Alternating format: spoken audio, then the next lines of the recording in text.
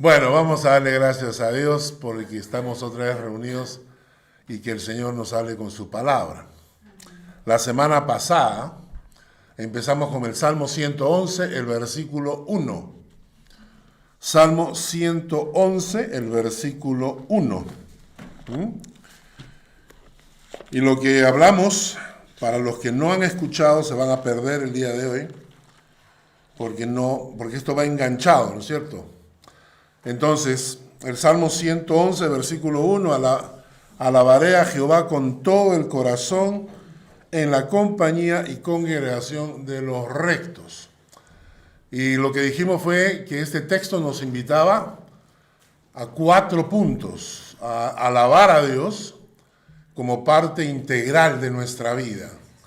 Es decir, les mencionaba el término impío.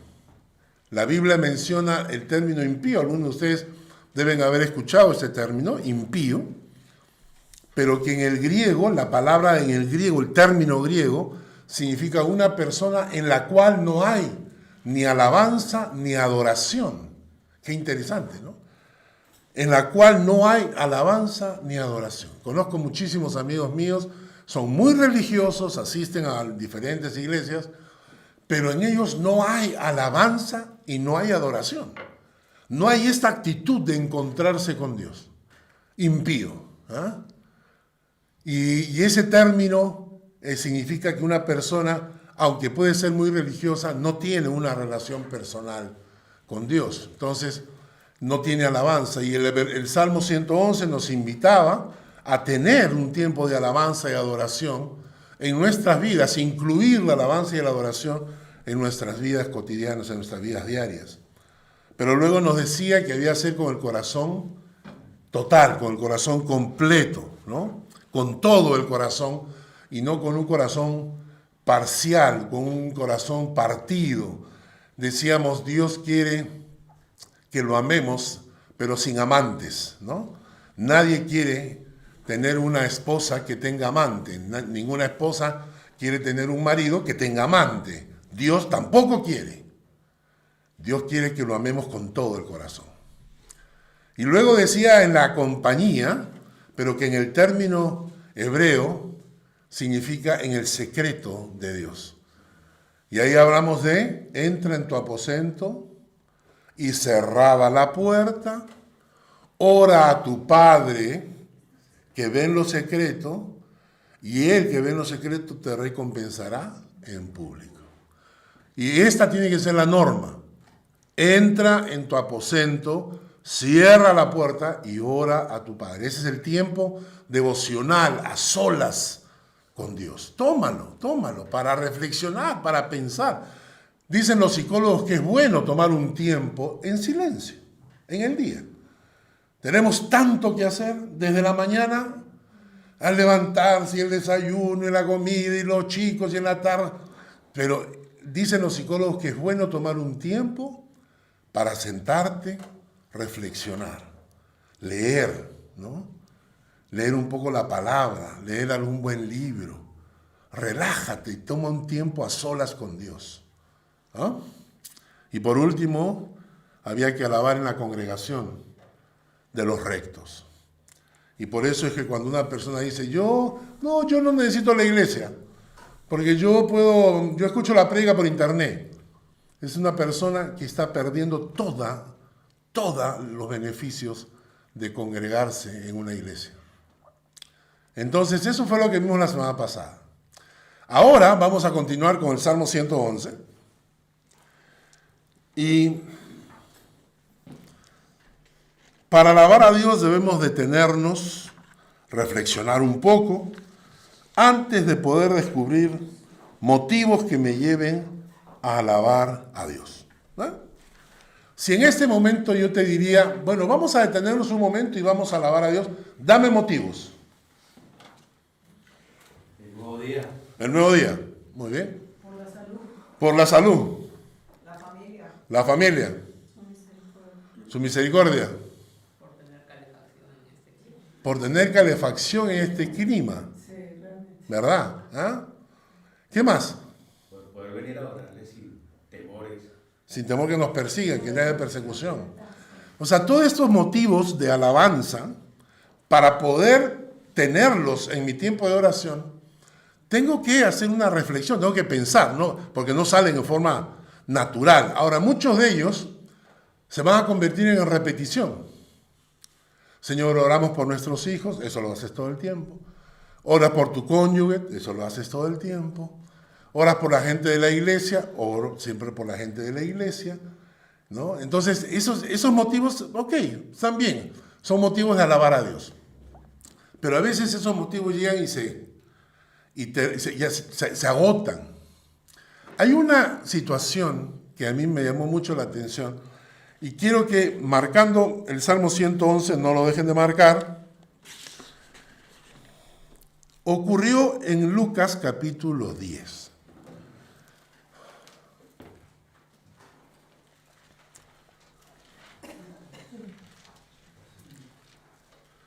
En Lucas capítulo 10 hay una escena que a mí me llama mucho la atención. Y es la siguiente. Los discípulos se han pegado a Jesús. Jesús los ha invitado. Les dijo, sígueme. Le dijo a Mateo. Sígueme, le dijo a Pedro. Esa palabra sígueme en el griego es akuluteo. Aculuteo. Y esa fue la base de mi tesis de graduación en el seminario. Significa, pégate a mí, camina conmigo y aprende. Es una lere, ¿no? Literalmente una lere. Porque estás pegado, estás trabajando, estás haciendo las cosas al lado de la persona que te está enseñando. Porque en ese tiempo, el padre era carpintero, el hijo era carpintero, porque aprendía del padre, ¿no es cierto? Entonces Jesús les dice a sus discípulos, síganme, péguense a mí. Eso se llama discipulado. Discipulado no es tener una clase o un estudio bíblico. Discipulado significa transmisión de vida. Tú les enseñas a las personas que te rodean con tu propia vida el modelo de la vida de Jesús, ¿no? Entonces Jesús les dice a sus discípulos, péguense a mí. Y van a una boda. Van a una boda. Se acaba el vino. Se acerca María, le dice a Jesús, Jesús, ¿saben que se les acabó el vino? ¿No das una manito ahí, no? Entonces Jesús primero reacciona, mamá, ¿qué pasa? Todavía no ha llegado mi hora, dice, ¿no? Pero entonces agarra a Jesús y agarra las vasijas que estaban a la puerta de la entrada, con la cual los invitados se lavaban los pies, porque de ahí sacaban el agua para lavarse los pies. Ahora, no es que los invitados metían el pie en la vasija, no, sino que sacaban agua para lavarse los pies. Pero esas vasijas que tenían agua para que cuando la gente entrara con las sandalias se pudiesen lavar los pies, esas vasijas son las que Jesús, delante de sus discípulos, convierte en un vino de gran calidad. Y Jesús sigue yendo y sus discípulos van mirando. Y luego se encuentra con un paralítico, ¿no es cierto? Y entonces estaban en una reunión y los amigos se van por el techo y descuelgan al paralítico. Esa escena debe haber sido impresionante, ¿no? Estar con toda la multitud, Jesús hablándoles a la gente y empieza a caer un poquito de tierra de arriba, ¿no? Y en eso se voltean y ven unas manos que están haciendo un hueco en el techo de paja, ¿no? Y todo el mundo, ¿pero qué está pasando? Por fin se hace el hueco y ven que meten a un paralítico y lo comienzan a bajar con cuerdas. Esa escena debe ser interesantísima, ¿no? ¿Pero qué cosa es esto, no? Y Jesús dice, al ver la fe de sus amigos, no la fe de él, sino al ver la fe de sus amigos, agarró y le dijo, levántate y anda. Los discípulos vieron eso. ¡Guau! ¡Guau! ¿No? Y un ciego recibe la vista. No sé por qué Jesús escupió en tierra, hizo un poco de barro y lo untó, ¿no? No necesitaba hacerlo. Algún día le preguntaré por qué lo hizo. Entonces le dijo, bueno, anda, lávate, y comienza a ver.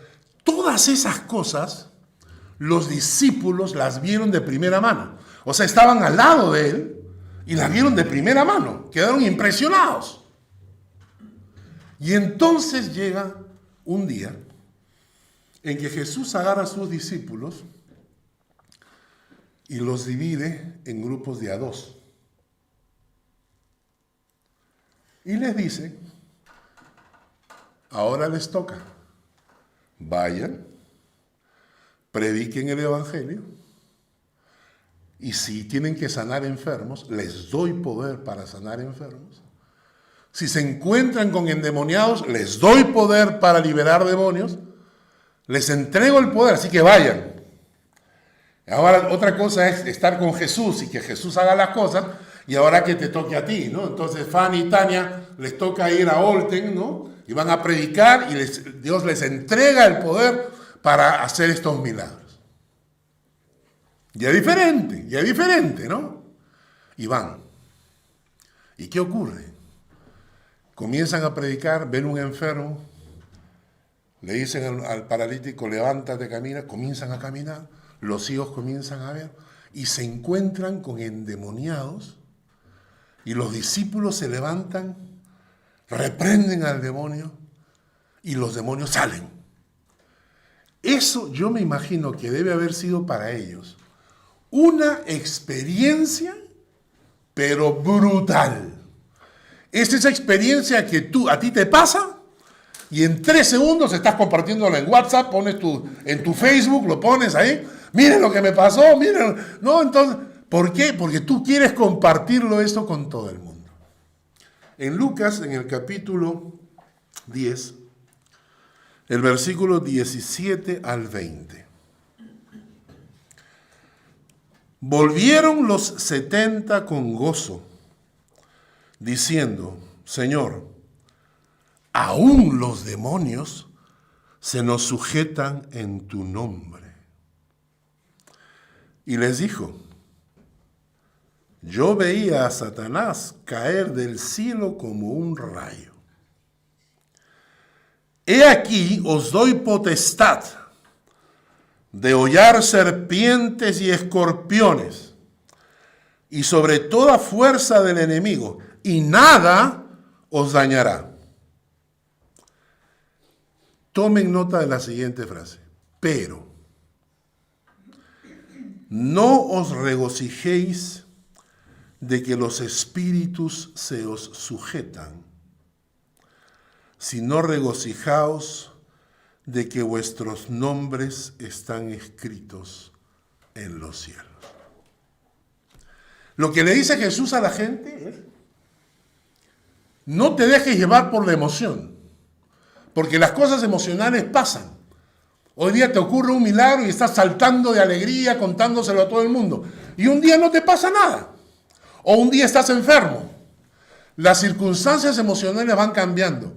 Pero hay cosas que son tan importantes y tan eternas que deberíamos prestar atención, porque esas son las cosas que deben darnos gozo, alegría, como para alabar a Dios.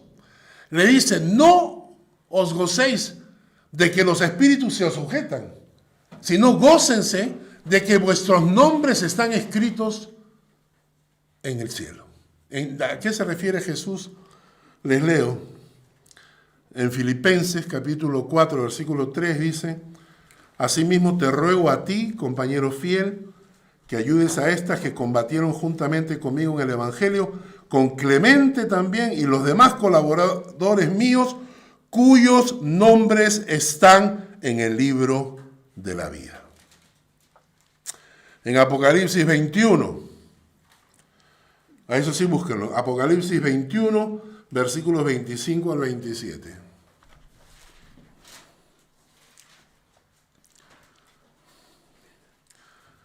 Está hablando de la nueva Jerusalén, la que descenderá del cielo. Y está hablando de quiénes pueden entrar en esa nueva Jerusalén. ¿Quiénes van a estar en esa Jerusalén en el cielo? Dice, sus puertas nunca serán cerradas de día, pues allí no habrá noche. Llevarán la gloria y la honra de las naciones a ella. No entrará en ella ninguna cosa inmunda o que hace abominación y mentira, sino solamente los que están inscritos en el libro de la vida del Cordero. ¿Cuándo ocurrió esto? Nadie entra al cielo por sus méritos, porque cualquier persona que intente entrar al cielo va a tener que dar cuenta por todas las mentiras, las estafas, las hipocresías, por todo lo que pasó en su vida, de eso tendrá que dar cuenta. Nadie puede entrar al cielo por sus méritos. Nadie tiene suficientes méritos como para alcanzar a un Dios 3 veces santo. Nadie tiene la posibilidad de entrar al cielo por su esfuerzo. Por más bondadoso que seas, nadie puede. Porque tus bondades están inmersas con envidias, con codicia, etcétera, etcétera, ¿no? Entonces, ¿por qué entramos al cielo? Entramos al cielo porque Jesús agarró tus pecados y los cargó en la cruz y pagó por ellos. Y tú un día en tu vida te acercaste a Jesús y le dijiste: Señor, no puedo entrar al cielo. Te necesito. Señor, necesito que me limpies con tu sangre, porque por mi esfuerzo no puedo ganar el cielo, soy demasiado diminuto. Señor, necesito que tú me limpies con tu sangre de todos mis pecados, de toda mi historia, de todo lo malo que habré hecho. Necesito que tu sangre me limpie y que entres en mi corazón y me conviertas en hijo tuyo. Y en ese instante que tú hiciste esa decisión, se confirmó, porque tu nombre ya estaba escrito desde antes de la fundación del mundo, pero en ese instante se confirma, y tu nombre, desde antes de la fundación del mundo, Dios te escogió, pero en ese momento se confirma tu nombre en el libro de la vida. Lo que quiero decirles es que existe un libro de la vida en los cielos. Y en ese libro, que un día va a ser abierto por el Cordero inmolado, por Jesucristo, que dice que está sellado con 7 sellos y que el único que tiene derecho a abrir los sellos de ese libro de la vida es Jesucristo. Un día va a ser abierto. Y en esas páginas que en este momento están en el cielo, está escrito Magali Galvis. Un día vas a ver tu nombre escrito, Magali. Yo estaba pensando en esto el otro día y decía, ¿te imaginas? O sea, mi nombre está escrito en este momento en el libro de la vida por lo que Cristo hizo por mí en la cruz. Mi nombre está escrito. Karl con C. Hartmayer. Espinosa, el apellido de mi madre. Mi nombre está escrito en el libro de la vida. Dime si no es un motivo para alabar a Dios. Dime si no te puedes levantar en la mañana y aparte de orar, de darle gracias a Dios por mis hijos y por la salud y por la casa y por el tiempo y por todo, darle gracias a Dios porque mi nombre está escrito en el libro de la vida. ¿Está escrito tu nombre? ¿Estás seguro? Es importante. Es importante que contestes, ¿está escrito mi nombre en el libro de la vida?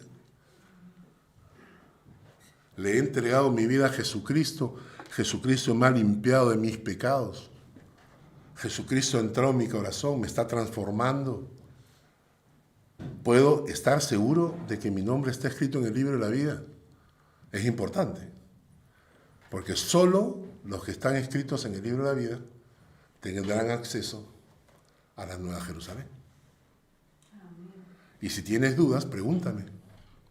Si tú dices, yo no estoy seguro que mi nombre está escrito en el libro de la vida, entonces ven, habla conmigo. Y ahora el Salmo 111 nos va a dar otras razones más. Razones por las cuales a veces ni siquiera le damos gracias a Dios. Salmo 111.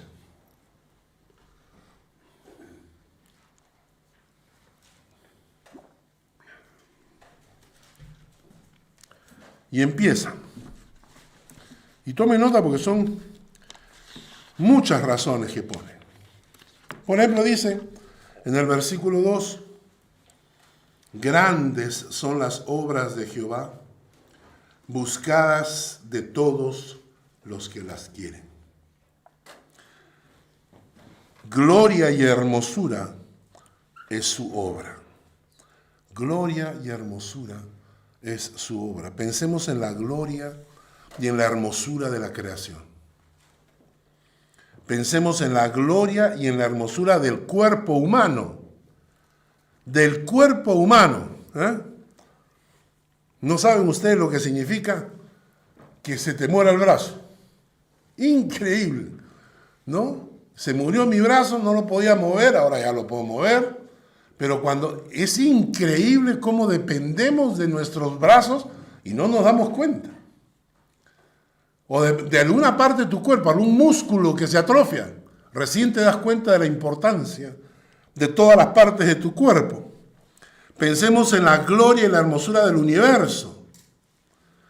Pensemos en la maravilla que tenemos todos los que estamos presentes acá de poder ver los colores. ¿Han visto a esa gente que le dan esos lentes especiales para poder ver en colores, que ellos ven todo blanco y negro? ¿No? Y de repente le ponen los colores y empiezan a llorar cuando comienzan a ver los colores de la naturaleza. Tener ojos para ver. ¿No saben ustedes el privilegio que tienen todos ustedes, yo, de poder ver? ¿Se imaginan una persona que no tiene ojos? Cuando vino el COVID, Hans agarró y me dijo, papá, se me ha ido el gusto. No siento el sabor de la comida. Qué horrible es comer porque tienes que comer y no sentir el sabor.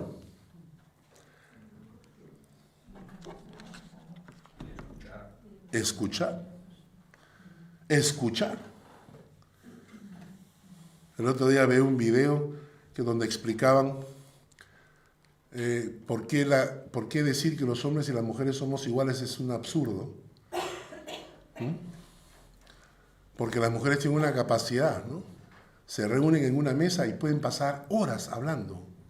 Horas, ¿no? Y cualquier tema es un tema de conversación y una cuenta al otro, y el problema con el marido, y con el problema con el hijo, y hablan. Es una bendición poder escuchar, poder hablar. ¿Le has dado gracias a Dios por eso? Seguimos con el Salmo 111. En la segunda parte del versículo 3 dice, su justicia permanece para siempre. Miren lo que dice el Salmo 37, versículos 5 y 6. Encomienda a Jehová tu camino. Salmo 37, versículos 5 y 6. Encomienda a Jehová tu camino y confía en Él, y Él hará. Exhibirá tu justicia como la luz y tu derecho como el mediodía. Le decía a un amigo, deja que Dios te defienda. A veces nosotros sin querer desconfiamos de Dios, desconfiamos de la justicia de Dios y queremos hacer la justicia con nuestra mano. Y hacemos todo lo que podemos y no nos sale. Y cuando le preguntamos a Dios por qué, Dios te dice, pero ¿cómo? ¿No querías hacerlo tú solo? Hazlo pues. Hazlo pues. Exhibirá tu justicia como la luz y tu derecho como el mediodía. Isaías 54, versículo 17.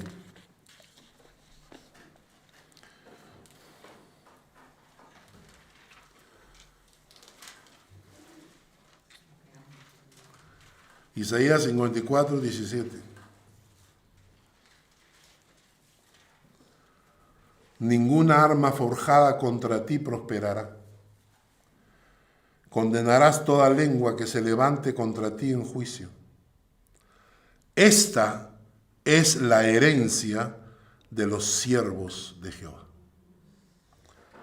Y su salvación de mí vendrá, dijo Jehová. Esta es la herencia de los siervos de Jehová. ¿Cuál es la herencia? Ninguna arma forjada contra ti prosperará. Y condenarás toda lengua que se levante contra ti en juicio. Yo he visto esto en la mano de Dios. Yo he visto cómo Dios nos defiende. Y claro, la gente arde en cólera cuando ve que la mano de Dios te protege. Seguimos con el Salmo. Versículo 4. Ha hecho memorables sus maravillas. Clemente y misericordioso es Jehová.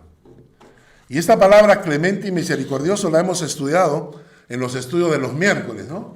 Hay un cuadro, alguno de ustedes se va a acordar de esto. ¿Se acuerdan de eso? Que son las palabras que componen el término paciencia de Dios.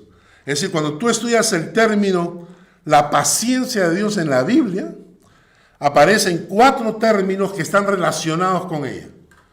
Misericordioso, clemente, lento para la ira y grande en misericordia. Misericordioso, piadoso, compasivo. Eso está en el Salmo 103, lo hemos estudiado. Clemente, gentil, amable, cariñoso. Lento para la ira, que tiene la nariz larga. ¿Qué significa eso?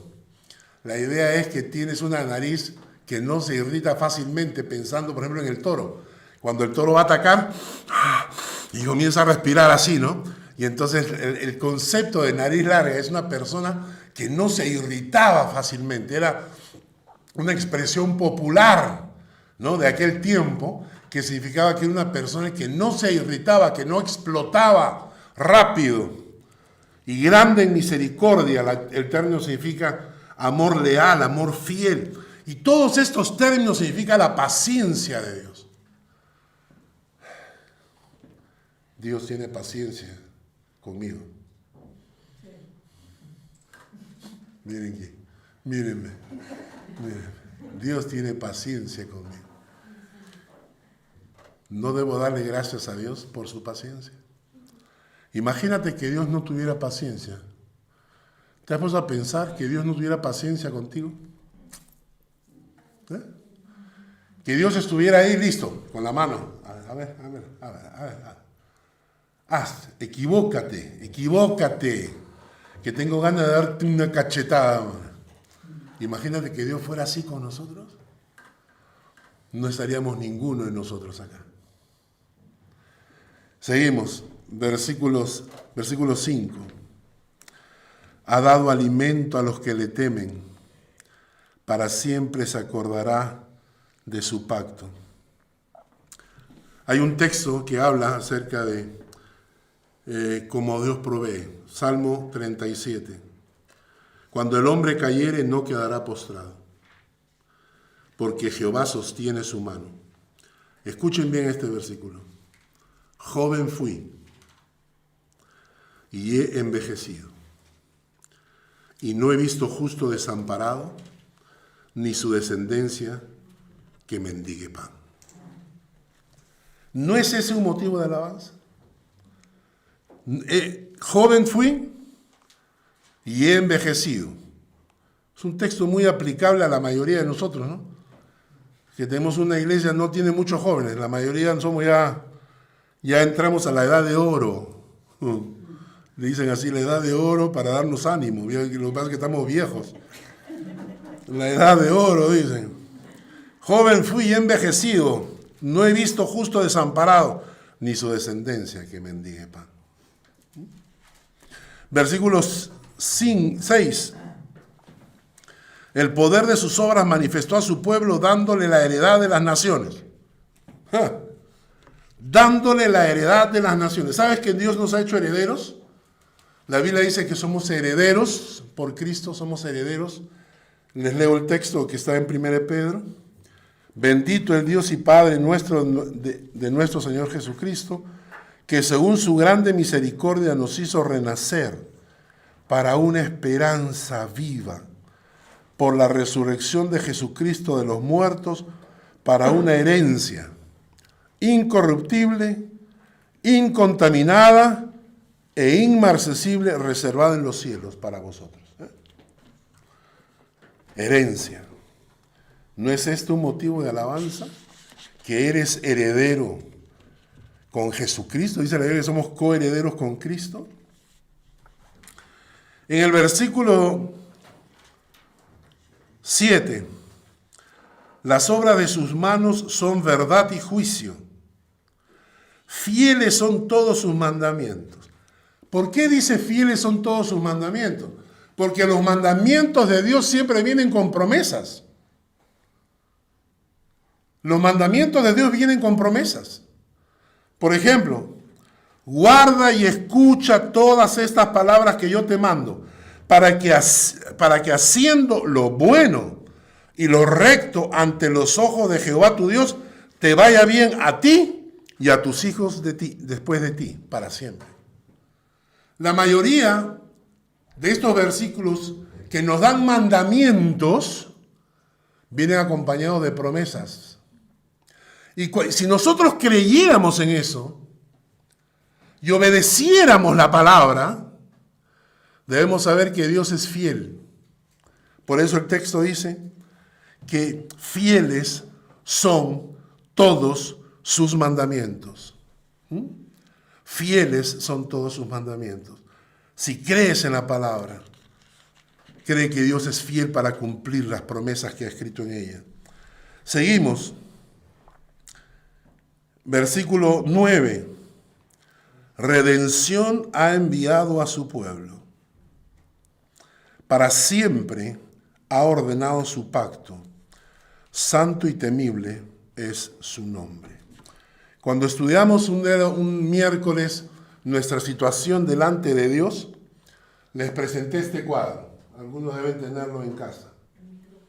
Esto es lo que la Biblia describe para cada ser humano que ha nacido en esta tierra. Esta es la situación. Según Efesios, los que estamos en esta tierra nacemos espiritualmente muertos. Próximo miércoles voy a hablar acerca de esto, la muerte espiritual. Nacemos espiritualmente muertos. Aunque tenemos vida biológica, espiritualmente estamos muertos. La Biblia presenta que solo Cristo nos puede transformar, que no tenemos el poder para cambiar nosotros mismos. Dice la Biblia que seguimos la corriente del mundo. Es decir, no tenemos capacidad de hacer lo correcto, sino que sigues la corriente que el mundo te indica. Dice la Biblia que el príncipe de este mundo opera en nuestros corazones. El príncipe de este mundo opera en nuestros corazones. Dice la Biblia que somos llamados hijos de desobediencia, que somos esclavos de nuestra carne, que hacemos la voluntad de nuestra carne y no tenemos la posibilidad de hacer la voluntad de Dios. Dice la Biblia que nos llama hijos de ira. Dice Efesios 2:12, estamos sin Cristo, alejados de las cosas de Dios, sin esperanza y sin Dios en este mundo. Así nos describe la Biblia a cada ser humano que nace en esta tierra. Y Jesús vino y con su sangre te compró para sacarte de ahí. Y el Salmo dice, redención ha enviado a su pueblo, porque la palabra redención significa pagar el precio de rescate. Jesús con su sangre te compró de manos del diablo, te compró para sacarte de ahí y pasarte a su reino y prometerte vida eterna. Dime, ¿hay motivos para alabar a Dios? Aparte de todos los pequeños motivos, se dan cuenta del Salmo, nos dice hay que alabar a Dios y mira todas las cosas que te ha mencionado, ¿no? Las obras de Dios, su justicia, sus maravillas, su paciencia, su provisión, la herencia que te ha reservado en los cielos, la fidelidad de sus mandamientos, la redención por medio de la cual te compró. Todos esos son motivos para que des gracias a Dios en tu vida cada día. Vamos a los últimos versículos para terminar el Salmo 111. El principio de la sabiduría es el temor de Jehová. Buen entendimiento tienen todos los que practican sus mandamientos. Su loor permanece para siempre. El principio de la sabiduría es el temor de Jehová. No hay gente más tóxica que la gente necia. ¿No es cierto?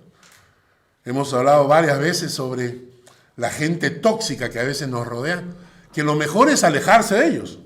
¿No es cierto? No hay mejor cosa para la vida que alejarte de los tóxicos. La Biblia menciona características de los necios.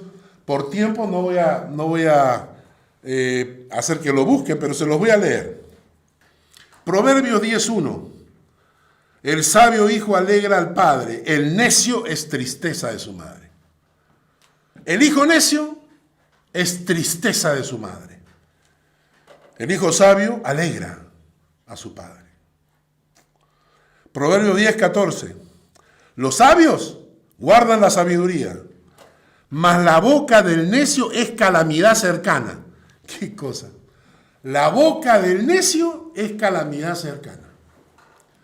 Nadie quiere tener a un necio al costado, porque la boca del necio es pura calamidad.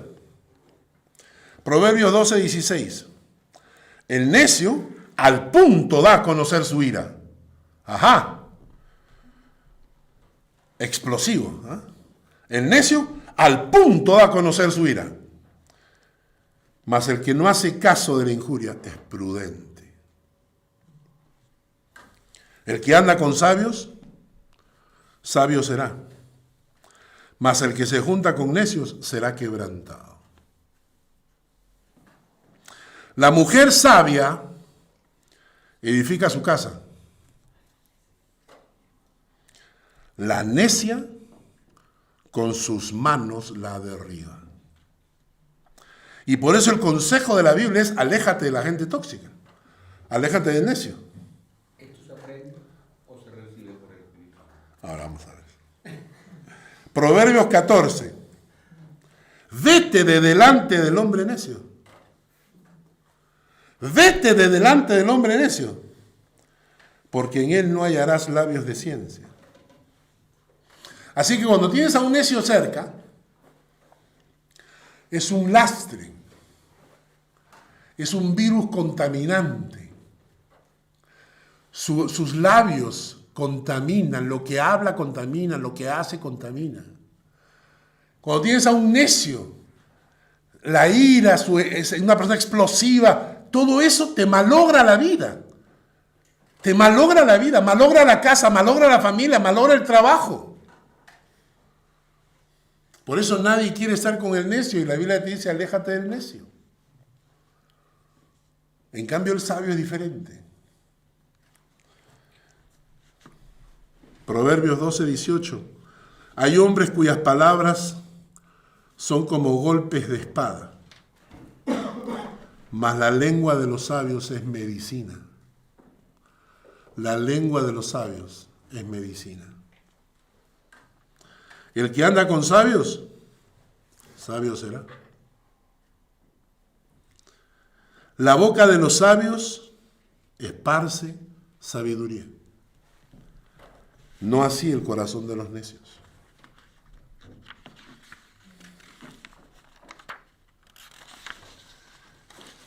La pregunta que hace Hugo: ¿de dónde viene esta sabiduría? Vamos a buscar Santiago capítulo 3.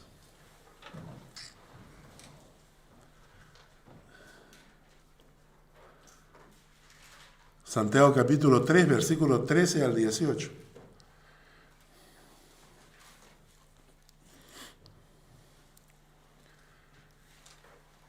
¿Quién es sabio y entendido entre vosotros? Muestre por la buena conducta sus obras en sabia mansedumbre. Pero, si tenéis celos amargos, contención en vuestro corazón, no os jactáis ni mintáis contra la verdad, porque esta sabiduría no es la que desciende de lo alto, sino terrenal, animal y diabólica. Porque donde hay celos y contención, allí hay perturbación y toda obra perversa. Pero la sabiduría que es de lo alto, ahí está la respuesta, ¿no? La sabiduría que es de lo alto es primeramente pura, después es pacífica, es amable, benigna, llena de misericordia y de buenos frutos, sin incertidumbre ni hipocresía. Y la pregunta es, ¿cómo? ¿Qué es lo que hace que esa sabiduría que es de lo alto descienda a mi corazón? La Biblia dice, Santiago dice que hay que pedir, el que tenga falta de sabiduría, pídala a Dios. Pero no basta con eso. ¿Cuál es el factor que hace que la sabiduría de lo alto, esa sabiduría que es pura, pacífica, amable, benigna, llena de misericordia y de buenos frutos, sin incertidumbre ni hipocresía, qué es lo que hace que esa sabiduría de lo alto descienda a mi corazón? El temor a Dios. El principio de la sabiduría es el temor a Dios. Por eso, un corazón temeroso de Dios es un regalo de Dios, porque ni siquiera nosotros lo podemos producir. ¿Entienden? Es como cuando tienes hambre. O sea, si no tienes hambre y le dices a tu nieta, a tu hijo, le dices, come. Dice, no tengo hambre. Ten hambre. ¿Cómo haces para tener hambre? ¿No? Ten frío. Ten calor. Ten temor de Dios. No se puede. El temor de Dios es un regalo que desciende de lo alto. Y para eso tienes que buscar a Dios en tu aposento, cerrada la puerta y a solas con Dios. Y Dios va obrando en tu corazón, un corazón temeroso de Dios. Por eso la palabra dice, pon, oh Jehová, temor en ellos. Pon, oh Jehová, temor en ellos. Conozcan las naciones que no son sino hombres. Salmo 9:20. Entonces lo primero que tienes que decir es, Señor, necesito un corazón temeroso de ti.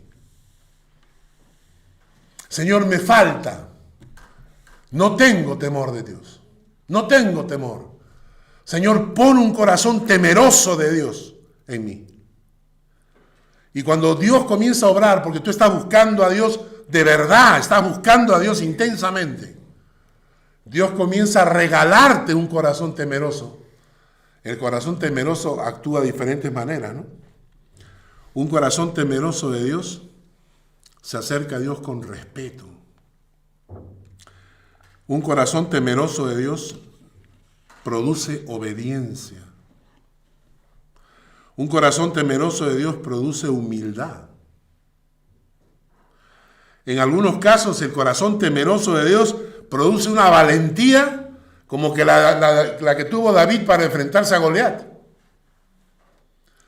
Un corazón temeroso de Dios te aleja del pecado. Respeto, obediencia, humildad, valentía, te aleja del pecado. Por todas estas cosas, el corazón temeroso de Dios te califica para recibir la sabiduría de lo alto. Sin un corazón temeroso de Dios jamás tendrás esa sabiduría que te hace sabio. Y por eso es que hay personas que mantienen una religión, pero no tienen una relación profunda con Dios que produzca en ellos temor de Dios. Sí, tienen miedo, no temor. El temor es otra cosa. El temor es estar en la grandeza de Dios y sentirte abrazado por Él. Entonces, el principio de la sabiduría, para ser sabio y no necio, es un corazón temeroso de Dios. Pídeselo. Señor, dame un corazón temeroso de ti. Porque no lo puedes producir por tus fuerzas.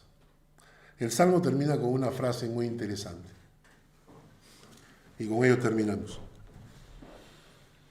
El principio de la sabiduría es el temor de Jehová. Buen entendimiento tienen todos los que practican sus mandamientos.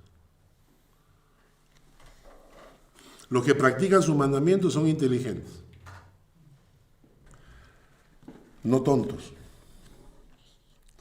Y aquí viene ¿para qué crees que te dio Dios mandamientos?